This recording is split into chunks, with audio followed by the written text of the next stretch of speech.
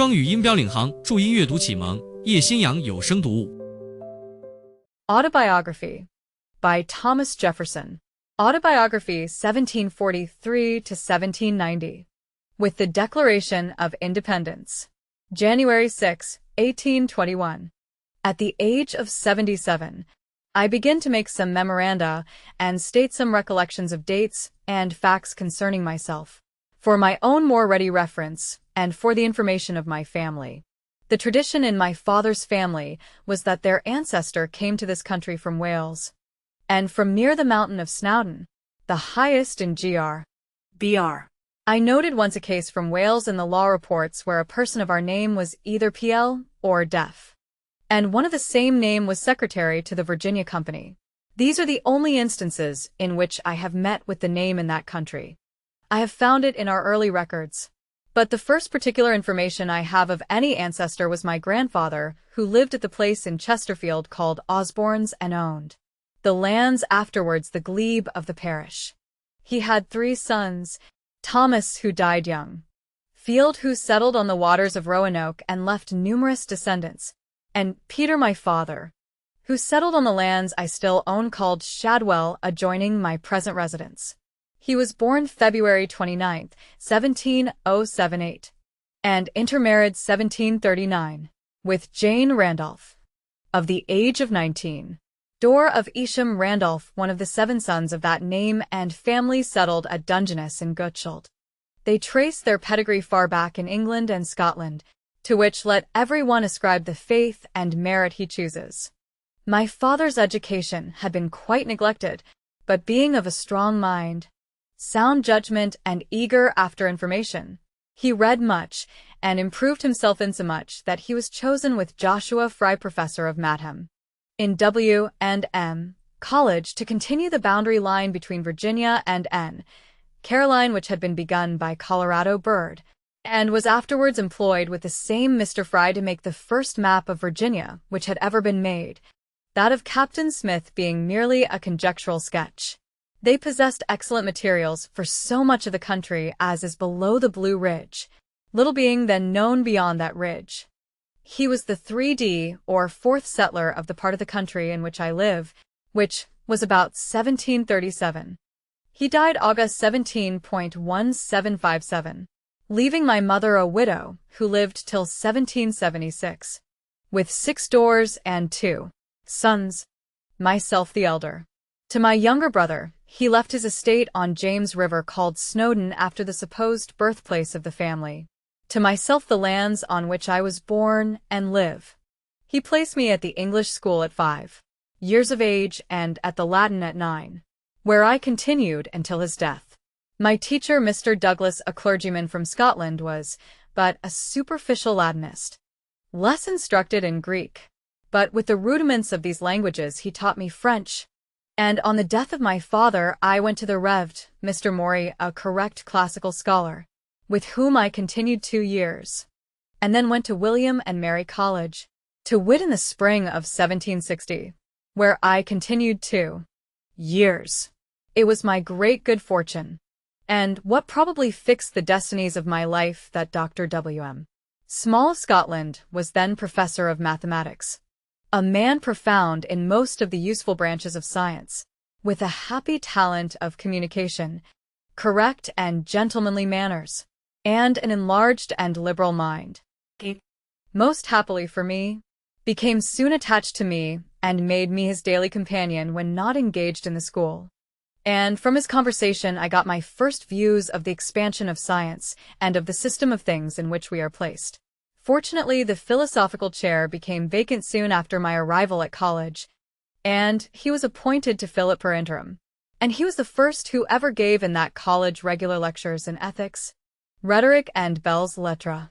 He returned to Europe in 1762, having previously filled up the measure of his goodness to me, by procuring for me, from his most intimate friend G., with a reception as a student of law, under his direction, and introduced me to the acquaintance and familiar table of Governor Fauquier, the ablest man who had ever filled that office.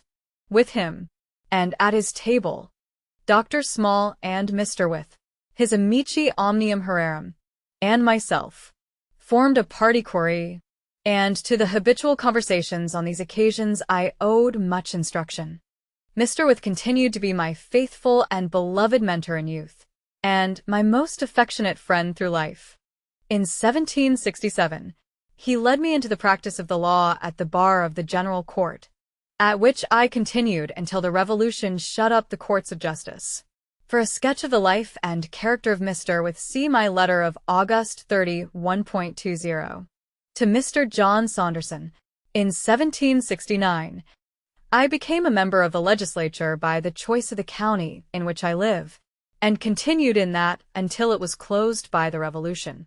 I made one effort in that body for the permission of the emancipation of slaves, which was rejected, and indeed, during the regal government, nothing liberal could expect success. Our minds were circumscribed within narrow limits by an habitual belief that it was our duty to be subordinate to the mother country in all matters of government, to direct all our labors in subservience to her interests, and even to observe a bigoted intolerance for all religions but hers. The difficulties with our representatives were of habit and despair, not of reflection and conviction. Experience soon proved that they could bring their minds to rights on the first summons of their attention. But the King's Council, which acted as another house of legislature, held their places at will and were in most humble obedience to that will. The governor, too, who had a negative on our laws held by the same tenure, and with still greater devotedness to it. And last of all, the royal negative closed the last door to every hope of amelioration. On the 1st of January, 1772, I was married to Martha Skelton, widow of Bathurst Skelton, and daughter of John Wales, then 23 years old. Mr. Wales was a lawyer of much practice, to which he was introduced more by his great industry, punctuality, and practical readiness, than to eminence in the science of his profession. He was a most agreeable companion, full of pleasantry and good humor, and welcomed in every society. He acquired a handsome fortune, died in May, 1773, leaving 3 daughters, and the portion which came on that event to Mrs. Jefferson, after the debts should be paid, which were very considerable, was about equal to my own patrimony, and consequently doubled the ease of our circumstances. When the famous resolutions of 1765, against the Stamp Act, were proposed, I was yet a student of law in WMSBG. I attended the debate, however, at the door of the lobby of the H. of Burgesses, and heard the splendid display of Mr. Henry's talents as a popular orator. They were great indeed, such as I have never heard from any other man. He appeared to me to speak as Homer wrote. Mr. Johnson, a lawyer and member from the Northern Neck, seconded the raisons, and by him the learning and the logic of the case were chiefly maintained. My recollections of these transactions may be seen pa. 60. Wirt's Life of P.H., to whom I furnished them. In May, 1769, a meeting of the General Assembly was called by the Governor, Lord Boudetord. I had then become a member, and to that meeting became known the joint resolutions and address of the Lords and Commons of 1768, 9, on the proceedings in Massachusetts, counter-resolutions, and an address to the King by the H. of Burgesses were agreed to with little opposition, and a spirit manifestly displayed of considering the cause of Massachusetts as a common one. The governor dissolved us, but we met the next day in the Apollo of the Raleigh Tavern, formed ourselves into a voluntary convention, drew up articles of association against the use of any merchandise imported from Gr. Britain, signed and recommended them to the people, repaired to our several counties, and were re-elected without any other exception than of the very few who had declined assent to our proceedings.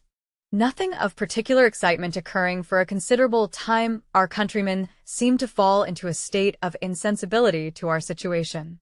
The duty on tea not yet repealed, and the declaratory act of a right in the British Parliament to bind us by their laws in all cases whatsoever, still suspended over us.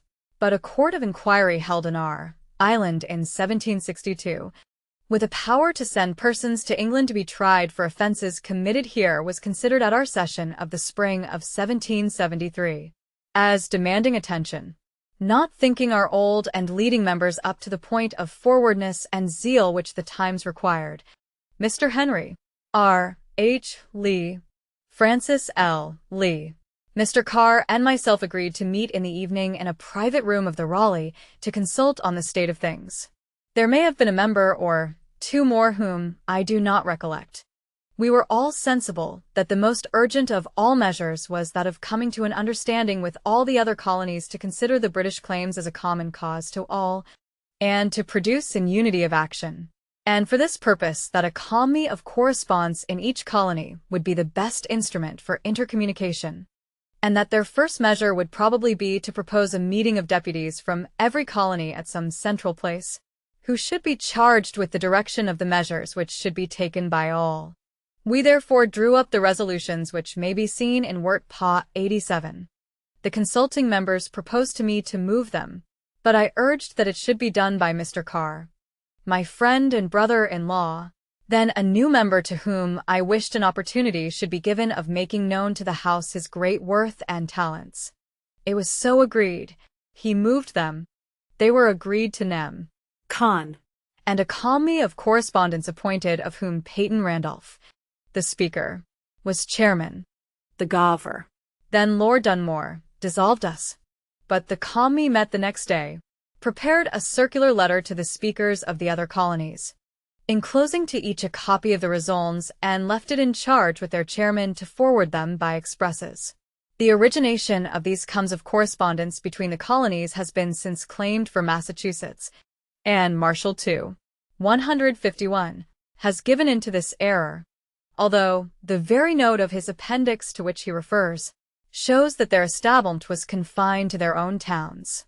This matter will be seen clearly stated in a letter of Samuel Adams Wells to me of April 2, 1819, and my answer of May 12.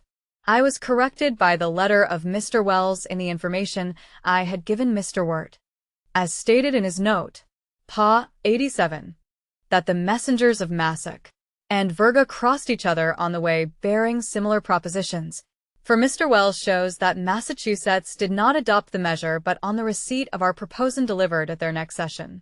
Their message, therefore, which passed ours, must have related to something else, for I well remember P. Randolph's informing me of the crossing of our messengers. The next event which excited our sympathies for Massachusetts was the Boston Port Bill, by which that port was to be shut up on the 1st of June, 1774. This arrived while we were in session in the spring of that year, the lead in the House on these subjects being no longer left to the old members, Mr. Henry R. H. Lee, Fr. L. Lee, 3 or 4 other members, whom I do not recollect, and myself, agreeing that we must boldly take an unequivocal stand in the line with Massachusetts, determined to meet and consult on the proper measures in the council chamber, for the benefit of the library in that room. We were under conviction of the necessity of arousing our people from the lethargy into which they had fallen as to passing events, and thought that the appointment of a day of general fasting and prayer would be most likely to call up and alarm their attention. No example of such a solemnity had existed since the days of our distresses in the War of '55, since which a new generation had grown up, with the help therefore of Rushworth, whom we rummaged over for the revolutionary precedents and forms of the Puritans of that day. Preserved by him, we cooked up a resolution, somewhat modernizing their phrases, for appointing the first day of June, on which the Port Bill was to commence, for a day of fasting, humiliation, and prayer, to implore heaven to avert from us the evils of civil war, to inspire us with firmness in support of our rights, and to turn the hearts of the King and Parliament to moderation and justice. To give greater emphasis to our proposition, we agreed to wait the next morning on Mr. Nicholas, whose grave and religious character was more in unison with the tone of our resolution, and to solicit him to move it. We accordingly went to him in the morning. He moved it the same day. The 1st of June was proposed, and it passed without opposition. The governor dissolved us, as usual. We retired to the Apollo as before, agreed to an association, and instructed the colony of Caresps to propose to the corresponding comes of the other colonies to appoint deputies to meet in Congress at such place, annually, as should be convenient to direct, from time to time, the measures required by the general interest, and we declared that an attack on any one colony should be considered as an attack on the whole. This was in May. We further recommended to the several counties to elect deputies to meet at WMSBG the 1st of August ensuing, to consider the state of the colony, and particularly to appoint delegates to a general congress, should that measure be acceded to by the comes of Caresps generally. It was acceded to. Philadelphia was appointed for the place, and the 5th of September for the time of meeting. We returned home, and in our several counties invited the clergy to meet assemblies of the people on the 1st of June, to perform the ceremonies of the day, and to address to them discourses suited to the occasion. The people met generally, with anxiety and alarm in their countenances, and the effect of the day through the whole colony was like a shock of electricity, arousing every man and placing him erect and solidly on his center. They chose universally delegates for the convention. Being elected one for my own county, I prepared a draft of instructions to be given to the delegates whom we should send to the Congress, and which I meant to propose at our meeting. In this I took the ground which, from the beginning I had thought the only one orthodox or tenable, which was that the relation between GRBR and these colonies was exactly the same as that of England and Scotland after the accession of James and until the Union, and the same as her present relations with Hanover, having the same executive chief, but no other necessary political connection, and that our emigration from England to this country gave her no more rights over us than the emigrations of the Danes and Saxons gave to the present authorities of the mother country over England. In this doctrine, however, I had never been able to get anyone to agree with me, but Mr. With. He concurred in it from the first dawn of the question, what was the political relation between us and England? Our other patriots, Randolph, the Lees, Nicholas, Pendleton, stopped at the halfway house of John Dickinson, who admitted that England had a right to regulate our commerce, and to lay duties on it for the purposes of regulation, but not of raising revenue. But for this ground there was no foundation in compact, in any acknowledged principles of colonization, nor in reason, expatriation being a natural right, and acted on as such, by all nations, in all ages. I set out for WMSBG some days before that appointed for our meeting, but was taken ill of a dysentery on the road, and unable to proceed. I sent on therefore to WMSBG 2 copies of my draft, the one under cover to Peyton Randolph, who I knew would be in the chair of the convention, the other to Patrick Henry. Whether Mr. Henry disapproved the ground taken, or was too lazy to read it, for he was the laziest man in reading I ever knew, I never learned, but he communicated it to nobody. Peyton Randolph informed the convention he had received such a paper from a member prevented by sickness from offering it in his place, and he laid it on the table for perusal. It was read generally by the members, approved by many, but thought too bold for the present state of things. But they printed it in pamphlet form under the title of A Summary View of the Rights of British America. It found its way to England, was taken up by the opposition, interpolated a little by Mr. Burke so as to make it answer opposition purposes, and in that form ran rapidly through several editions.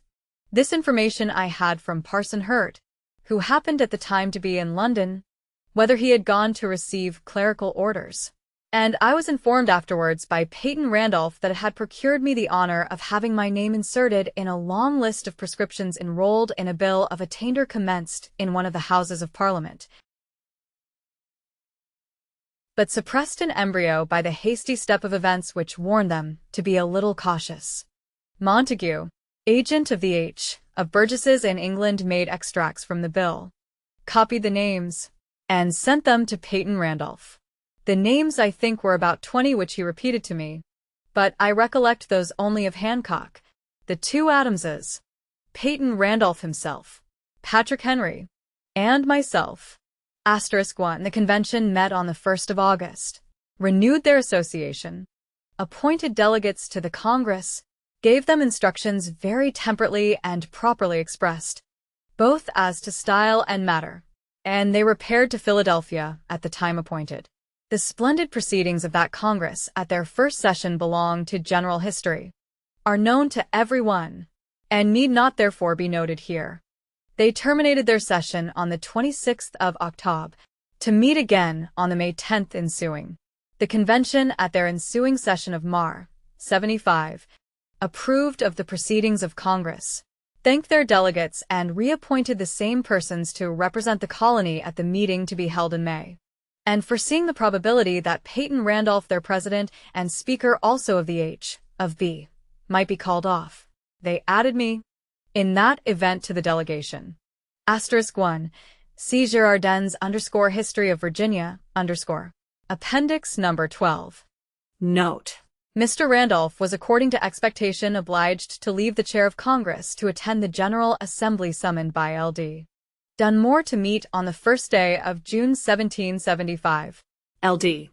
North's conciliatory propositions, as they were called, had been received by the governor and furnished the subject for which this assembly was convened. Mr. Randolph accordingly attended, and the tenor of these propositions being generally known as having been addressed to all the governors, he was anxious that the answer of our assembly, likely to be the first, should harmonize with what he knew to be the sentiments and wishes of the body he had recently left. He feared that Mr. Nicholas, whose mind was not yet up to the mark of the times, would undertake the answer, and therefore pressed me to prepare an answer. I did so, and with his aid carried it through the House with long and doubtful scruples from Mr. Nicholas and James Mercer, and a dash of cold water on it here and there, enfeebling it somewhat, but finally with unanimity or a vote approaching it. This being passed, I repaired immediately to Philadelphia, and conveyed to Congress the first notice they had of it. It was entirely approved there. I took my seat with them on the 21st of June. On the 24th, a committee which had been appointed to prepare a declaration of the causes of taking up arms brought in their report, drawn I believe by J. Rutledge, which not being liked they recommitted it on the 26th, and added Mr. Dickinson and myself to the committee. On the rising of the House, the committee having not yet met, I happened to find myself near Governor W. Livingston, and proposed to him to draw the paper. He excused himself and proposed that I should draw it. On my pressing him with urgency, "We are as yet but new acquaintances, sir," said he. "Why are you so earnest for my doing it?" "Because," said I have been informed that you drew the address to the people of Gr. Britain, a production certainly of the finest pen in America. "On that," says he, "perhaps, sir, you may not have been correctly informed. I had received the information in Virginia from Colorado Harrison on his return from that Congress. Lee, Livingston, and J. had been the committee for that draft. The first, prepared by Lee, had been disapproved and recommitted. The second was drawn by J., but being presented by Governor Livingston, had led Colorado Harrison into the error. The next morning, walking in the hall of Congress, many members being assembled, but the House not yet formed, I observed Mr. J. speaking to R. H. Lee, and leading him by the button of his coat. To me, "I understand, sir," said he to me, "that this gentleman informed you that Governor Livingston drew the address to the people of Gr. Britain." I assured him at once that I had not received that information from Mr. Lee, and that not a word had ever passed on the subject between Mr. Lee and myself. And after some explanations the subject was dropped. These gentlemen had had some sparrings and debate before, and continued ever very hostile to each other. I prepared a draft of the declaration committed to us. It was too strong for Mr. Dickinson. He still retained the hope of reconciliation with the mother country, and was unwilling it should be lessened by offensive statements. He was so honest a man, and so able a one, that he was greatly indulged even by those who could not feel his scruples. We therefore requested him to take the paper, and put it into a form he could approve. He did so, preparing an entire new statement, and preserving of the former only the last 4 paragraphs and half of the preceding one. We approved and reported it to Congress. Who accepted it? Congress gave a signal proof of their indulgence to Mr. Dickinson, and of their great desire not to go too fast for any respectable part of our body, in permitting him to draw their second petition to the King according to his own ideas, and passing it with scarcely any amendment. The disgust against this humility was general, and Mr. Dickinson's delight at its passage was the only circumstance which reconciled them to it.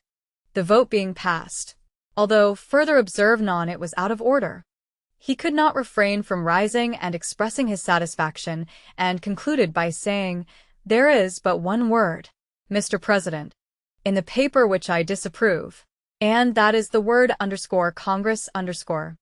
On which Ben Harrison rose and said, "There is but one word in the paper, Mr. President, of which I approve, and that is the word _Congress _." On the 22d of July, Dr. Franklin, Mr. Adams, R. H. Lee, and myself were appointed a committee to consider and report on L.D. North's conciliatory resolution. The answer of the Virginia Assembly on that subject having been approved, I was requested by the committee to prepare this report, which will account for the similarity of feature in the two instruments. On the 15th of May, 1776, the Convention of Virginia instructed their delegates in Congress to propose to that body to declare the colonies independent of Britain, and appointed a committee to prepare a declaration of rights and plan of government. In Congress, Friday, June 7, 1776, the delegates from Virginia moved in obedience to instructions from their constituents that the Congress should declare that these united colonies are and of right ought to be free and independent states, that they are absolved from all allegiance to the British Crown, and that all political connection between them and the state of Great Britain is, and ought to be, totally dissolved, that measures should be immediately taken for procuring the assistance of foreign powers, and a confederation be formed to bind the colonies more closely together. The House being obliged to attend at that time to some other business, the proposition was referred to the next day, when the members were ordered to attend punctually at 10 o'clock. Saturday, June 8. They proceeded to take it into consideration and referred it to a committee of the whole, into which they immediately resolved themselves, and passed that day and Monday the 10th in debating on the subject.